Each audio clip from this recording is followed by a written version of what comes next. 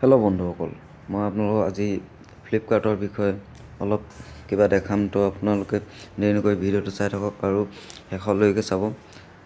যদি ভাল লাগে তেনেহ'লে লাইক কমেণ্ট কৰিব আৰু মোৰ চেনেলটো ছাবস্ক্ৰাইব কৰিবলৈ নাপাহৰিব। তো বন্ধুসকল, আপোনালোকে নিশ্চয় ফ্লিপকাৰ্টৰ পৰা কোনো বস্তু অৰ্ডাৰ কৰিব বিচাৰে। বহুতো কিছুমান নতুন কোনো মানুহ আছে যিবিলাকে ফ্লিপকাৰ্টৰ পৰা বস্তু কেনেদৰে অৰ্ডাৰ কৰিব লাগে সেয়া হয়তো নাজানে। তো মই তেওঁলোকৰ বাবে এই ভিডিঅ'টো দিছোঁ। তো তেওঁলোকে বস্তু কেনেদৰে অৰ্ডাৰ কৰিব ফ্লিপকাৰ্টৰ পৰা, তো সেইটো আপোনালোকে মোৰ ইয়াত চাব পাৰিব। তো মই ইয়াত অৰ্ডাৰ কৰি কেনেদৰে কৰে মই সেইটো আপোনালোকক দেখাই দিছোঁ।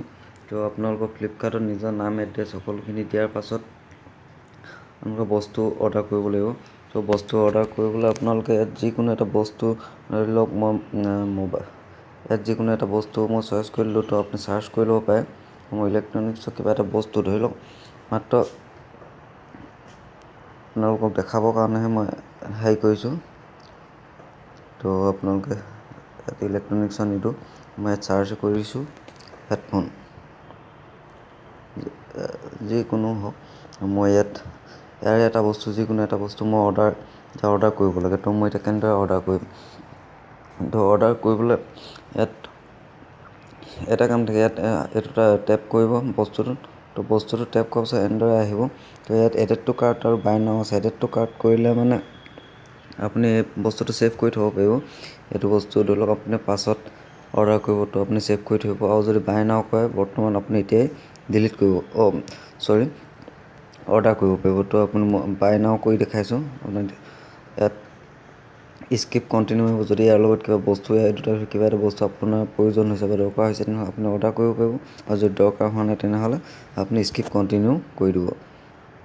সকলো প্ৰডাক্টৰ ক্ষেত্ৰত এনেদৰে নাহে। তো এইটো প্ৰডাক্টৰ ক্ষেত্ৰত এনেদৰে আহিছে, আপুনি স্কিপ কণ্টিনিউ কৰি দিব। আৰু ইয়াৰ পাছত এনেদৰে আহিলে, এনেদৰে অহাৰ পাছত একো কৰিবলৈ নাই, আপোনাক কণ্টিনিউ কৰিব।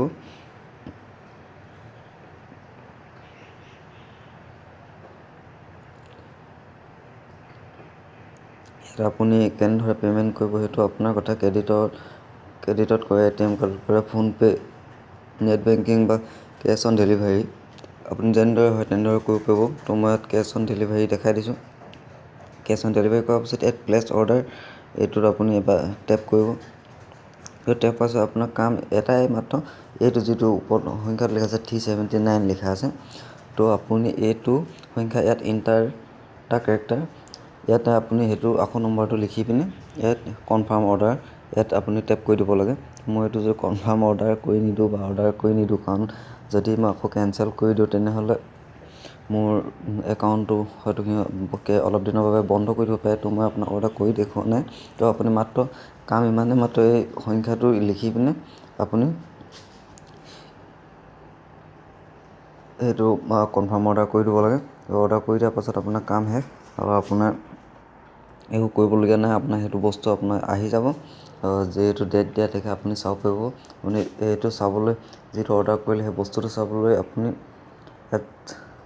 ইয়াত যিটো দেখাই দিছোঁ আপোনাক, এইটো যিটো 3 আণ্ডাৰলাইন আছে, আপুনি ইয়াত টেপ কৰিব এবাৰ। আণ্ডাৰলাইন কৰাৰ পিছত তললৈ যাব, এইটো যিটো মাই অৰ্ডাৰ আছে আপুনি ইয়াত এবাৰ টেপ কৰিব। সেই বস্তুটো আপোনাৰ যিটো বস্তু অৰ্ডাৰ দিছিলে আপুনি, সেই বস্তুটো আপুনি ইয়াত চাব পাৰিব। ধৰি লওক মই এইটো আগতে অৰ্ডাৰ দিয়া আছিলে, তো এইটো মোৰ আহি গ'ল। ইয়াত এনেদৰে আপোনাৰ ইয়াত থাকিব, আপুনি চাব পাৰিব ক'ৰ পাইছে এই বস্তুটো। ইয়াত ভালদৰে লাইভ চাই থাকিব পাৰিব। তো বন্ধুসকল, যদি ভিডিঅ'টো ভাল পালে তেনেহ'লে নিশ্চয় লাইক কমেণ্ট কৰিব আৰু মোৰ চেনেলটো ছাবস্ক্ৰাইব কৰিবলৈ নাপাহৰিব। ধন্যবাদ।